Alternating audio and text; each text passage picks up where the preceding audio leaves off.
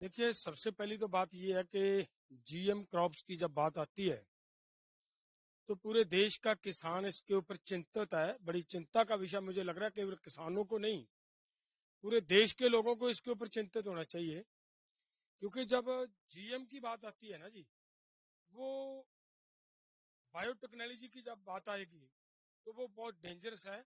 वो एक ऐसी वस्तु है, जिस तरीके से जब हम एक्सपर्टों से बात करते हैं तो ये बात निकल कर आती है कि जैसे बहुत समय पहले एक बम गिराया गया।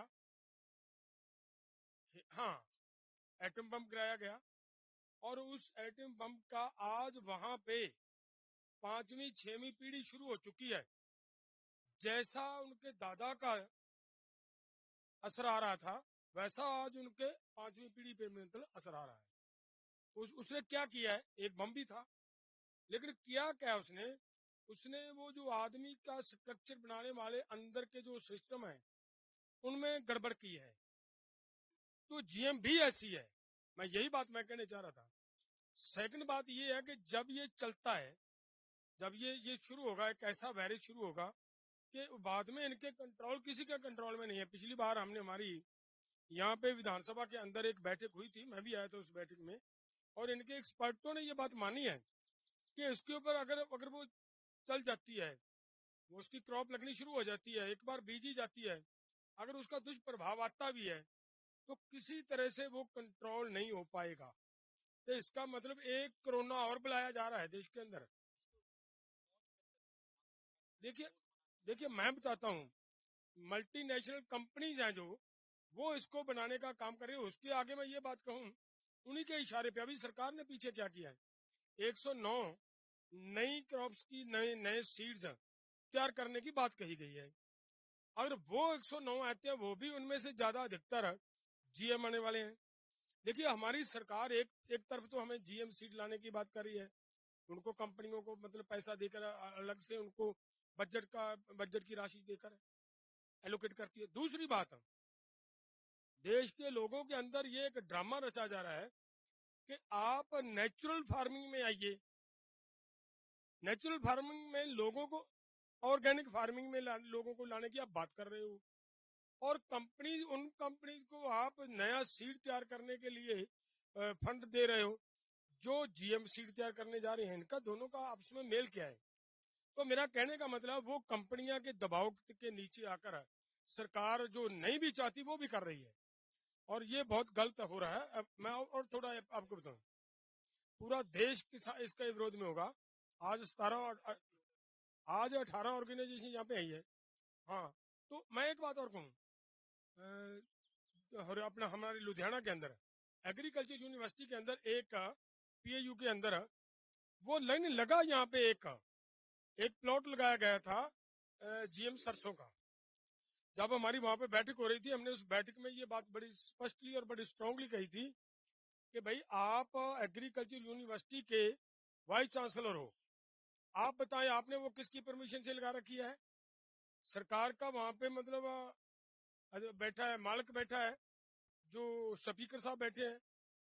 तो स्पीकर साहब से पूछा कि आपने इनको परमिशन दी हुई है आपकी सरकार ने उसको लगाने के लिए? तो दोनों चुप हैं। ना वो परमिशन लेने वाला मुंह खोल रहा है, ना परमिशन देने वाला मुंह खोल रहा है। और वो ट्रायल किया जा रहा है देश के अंदर, स्टेट के अंदर, पंजाब में, जीएम सरसों का। और हाँ, कॉटन का हुआ। और बात मैं ये कहने चाह रहा हूँ, हमारा उसके खिलाफ विरोध होने के बावजूद भी वहां पे हमारी एग्रीकल्चर यूनिवर्सिटी का वाइस चांसलर ये कहकर गया कि हम किसी भी तरीके से उसको डिस्ट्रॉय नहीं करेंगे, उस ट्रायल को हम सिरे चढ़ाएंगे। अगर ये है, एक वाइस चांसलर हमारी स्टेट की गवर्नमेंट को चैलेंज कर रहा है और हमारी स्टेट की गवर्नमेंट उसके ऊपर कर कुछ नहीं पा रही, तो इसका मतलब देश को डुबोने के लिए ये एक षड्यंत्र रचा जा रहा है, जिसके खिलाफ सभी किसान ऑर्गेनाइजेशन और पूरे देश के लोगों को, जिन्होंने भी सरसों का साग खाना है, सरसों का तेल यूज करना है, गेहूं खाना है और चावल खाना है, उन सबको एकजुट होकर इसके खिलाफ एक बड़ी लामबंदी करने की जरूरत पड़ेगी, तभी ये रुक पाएगा।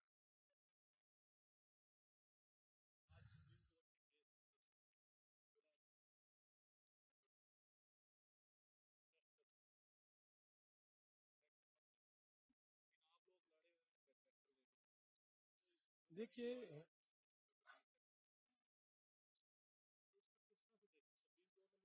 नहीं नहीं, देखिए, सुप्रीम कोर्ट का हम सम्मान करते हैं।